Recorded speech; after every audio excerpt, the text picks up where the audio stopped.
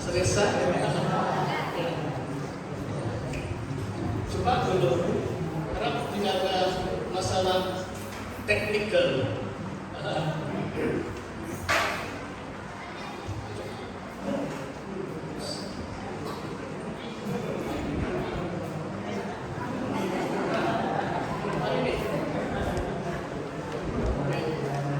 Kita akan start yang ini ya. Tapi ada sedikit ulang kaji itu. Kita buat satu ulang kaji itu. Jadi kamu masih ingat atau tidak?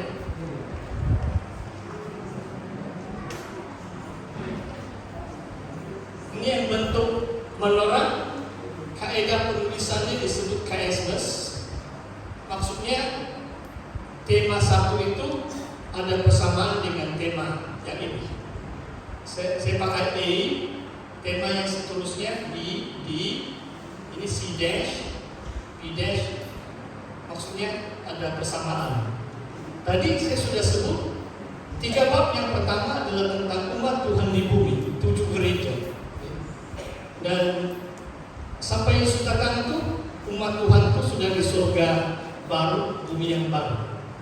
Di sini A dash, B dash ini ada 2 kuasa di surga, 2KS, 2 kuasa di surga, Bapa dan Anak Domba, Allah Bapa dan Tuhan Yesus lah. Okay? Dan nanti kita akan lihat yang ini. Ada 2 kuasa di bumi. Ini perempuan dan binatang dari laut. PBL, perempuan atau pelacur dan binatang dari lautan.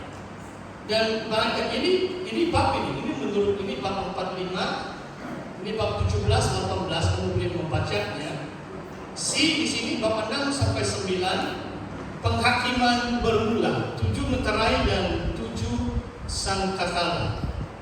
Di tengah-tengah itu bab 10 sampai 14, khususnya 11 sampai 13 adalah 3,5 tahun. Di tengah-tengah, kamu boleh rujuk ini bentuk menorah. Dan B dash ini adalah bab 15 dan 16 adalah malaikat, 7 malaikat dengan 7 cawan murka Tuhan. 7 cawan murka itu akan dilemparkan ke bumi. Cawan yang ke-7 sudah selesai. Maksudnya Yesus mau datang sudah waktu itu. Cawan yang ke-7 sudah selesai. Cawan yang ke-6 adalah perang Armageddon. Kamu pernah dengar Armageddon? Nah, itu di utara Yerusalem. Itu peperangan yang terakhir lah sebelum kedatangan Tuhan.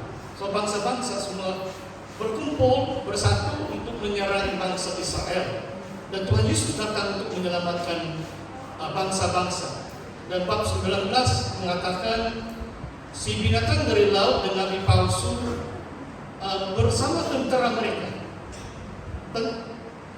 Binatang dari laut, Antikristus dan nabi palsu itu ditangkap oleh penunggang kuda putih.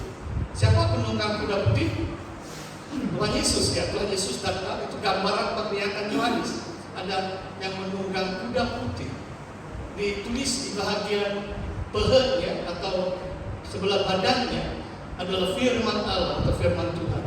Itulah Yesus Kristus turun ke dalam dunia ini.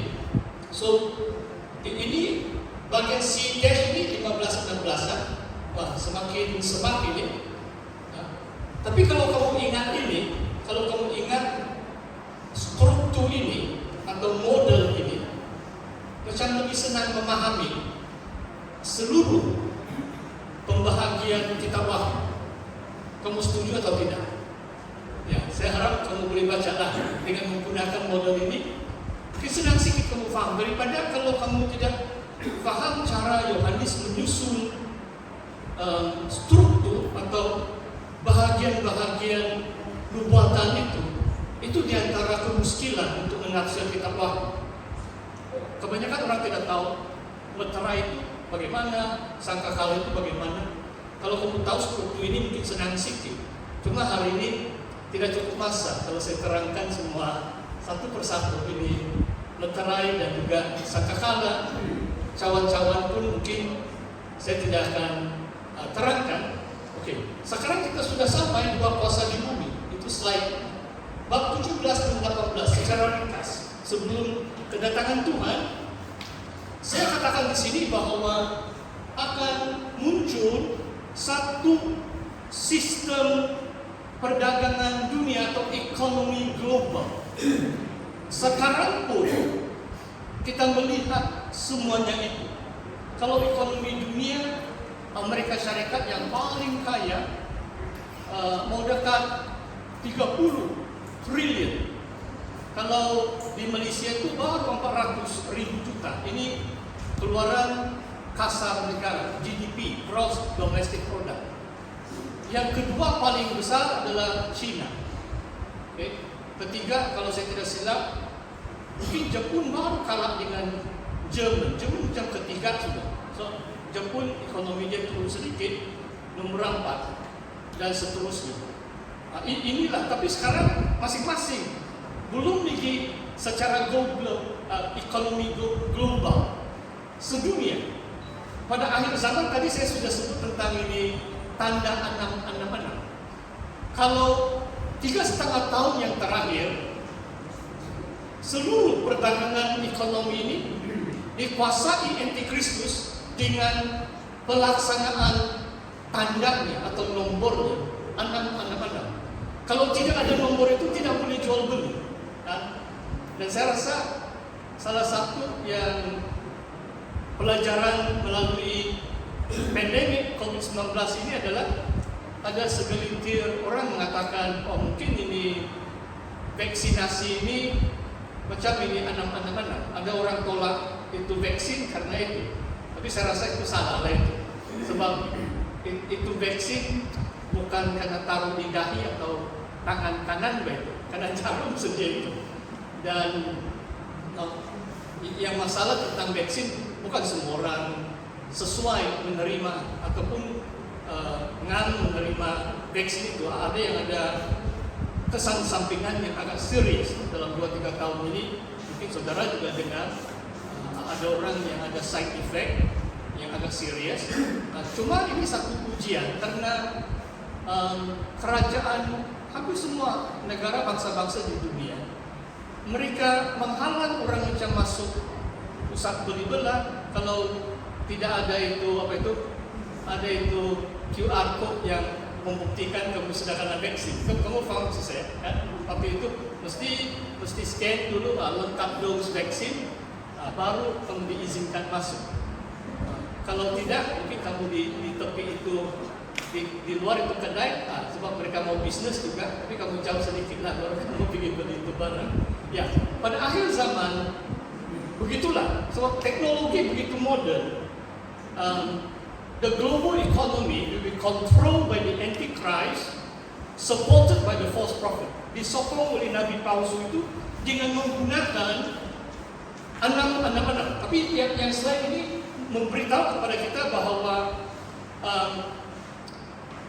yang disebut pelacur besar, sebab dalam fahaman Rasul Yohanes, perdagangan secara duniawi, bangsa-bangsa ini macam satu bentuk penyembahan berhala, termasuk macam satu bentuk pelacuran. Ada satu gambaran mengatakan perempuan ini di tangannya ada cawan, ada anggur yang memabukkan, dan raja-raja bangsa minum dari cawan anggur ini atau anggur dari cawan ini sehingga mereka mabuk. Ini secara simbolik, maksudnya macam mereka terikut cara-cara duniawi, cara-cara antikristus, sehingga macam kalau dari sudut rohani ini, kalau kita juga menggabung dengan sistem dunia ketika itu, apalagi kalau orang terima 666 itu di luar kehendak Tuhan, itu seolah-olah melacur diri, maksudnya berpaut kepada dunia, meninggalkan Tuhan yang sudah memberitahu kepada kita dalam kitab Wahyu, jangan menerima nomor 666 itu. Oke, mungkin secara ringkas sajalah. Coba kamu lihat, perempuan ini disebut Babel besar, dan saya tidak perlu bacalah yang itu, tapi yang coba kamu lihat ayat yang ke-6. Dia mabuk oleh darah orang-orang kudus. kudus dan darah saksi-saksi Yesus. Maksudnya, pada akhir zaman, orang yang menentang sistem dunia ini, yang dilambangkan oleh pelacur besar ini, akan dianiayai. Orang yang tidak menerima 666 itu dipinggirkan masyarakat. Tidak boleh masuk kedai, tidak boleh jual beli. Jadi waktu itu betul iman kita diuji. Bagaimana kita hidup, melangsungkan kehidupan dalam tempo 3,5 tahun. Dan saya ingat dalam 2 tahun ini, kalau 2023, ya, mungkin tahun ini inilah seminar akhir zaman yang pertama kali saya anjurkan. 2020, sebenarnya 2 tahun dalam pandemik pun saya anjurkan seminar akhir zaman melalui Zoom. 1 kali diundang oleh gereja Singapura. Mereka pakai live streaming YouTube dan Zoom. Mau dekat 500 orang kan menonton. Tapi saya tidak bicara di depan komputer. Saya hanya lihat itu pengguna cara, coordinate semua itu live streaming. Dan selalu saya katakan, satu kelebihan kita sebagai jemaat Tuhan yang tinggal di kampung adalah kita tidak terlalu bergantung dengan ekonomi dunia. Sebab selagi kita pelihara ayam, kita tanam sayur, boleh minum dari anak sungai, hidup juga itu. Betul kayak itu? Mungkin tidak tahulah yang muda-mudi sekarang. Kalau yang senior-senior kita ini, itulah zaman datuk nenek kita, moyang kita dulu itu bercocok tanam, hidup juga tuh. Jadi jangan kita tinggalkan amalan kita yang baik, bercocok tanam, berladang. Sebab akhir zaman kemungkinan besar kita akan sembunyi di tempat-tempat yang terpencil. Kita hanya hidup sehingga maksudnya kita jauhkan dari sistem Babylon, ya, Babel ini. Bab 18 Yohanes katakan, keluarlah kamu dari Babel. Maksudnya kita tidak boleh terikat dengan sistem dunia. Sekarang banyak kita terpaksa kita isi petrol kereta api kan, mesti beli minyak gas dari stasiun minyak dan sebagainya. Kita sudah macam sangat terikat, termasuk juga ini macam internet dan sebagainya. Mungkin satu cara juga mungkin ini pekerjaan iblis. Kita terlalu terikat ini. Wah, tidak tahu ada orang sanggup hidup 1 hari tanpa itu telepon pintar kita. Macam saya pun jarang orang katakan ada amalan puasa sekarang, puasa telepon juga, puasa social media. Mungkin saya pun mau ikut dong. Satu hari saya tidak post dalam Instagram, tidak tengok YouTube. Wah, saya mau coba dulu. Okay? Mari kita sama-sama lah coba. Kalau gereja Tuhan, kalau sama-sama kita buat mungkin lebih senang. Sebab kalau satu orang kita lemah. Kadang-kadang kita buat program lah tahun depan. Puasa tapi bukan puasa makan minum. Kita puasa internet. Jangan tutup saya telepon kita. Betul ini. Kita boleh coba. Kita buat amalan dalam SIB. Ini puasa supaya jangan kita terlalu terikat dengan dunia. Kalau lain kali kamu buat, mungkin saya pun mau ikut. sebab saya sudah cakap, nanti boleh hanya cakap tapi tidak mau buat. Tapi mesti sama-sama lah itu. Okay. Ini saya hanya berkongsi apa yang berlaku. Dan kalau kita menentang sistem dunia itu perempuan itu yang melambangkan sistem perdagangan dunia itu, dia mabuk dengan darah orang kudus. Maksudnya siapa yang menentang dia? Siapa yang tidak terima menang itu? Karena bunuh, karena anaya, karena bunuh oleh Antikristus dan Nabi palsu. Saya teruskan. Nanti kamu baca itu notaan melambangkan sistem ekonomi. Jadi saya tidak mau ulas lah itu. Yang ketiga, sistem ekonomi didukung, mungkin didukunglah salah ejaan saya itu, you bukan all, oleh sistem politik dan militer yang salah banyak salah ide paling kuat pada akhir zaman. Binatang dari lautan itu melambangkan kuasa politik militer. Maksudnya kuasa ketenteraan yang paling kuat sedunia waktu itu. Dan mereka akan pergi menyerang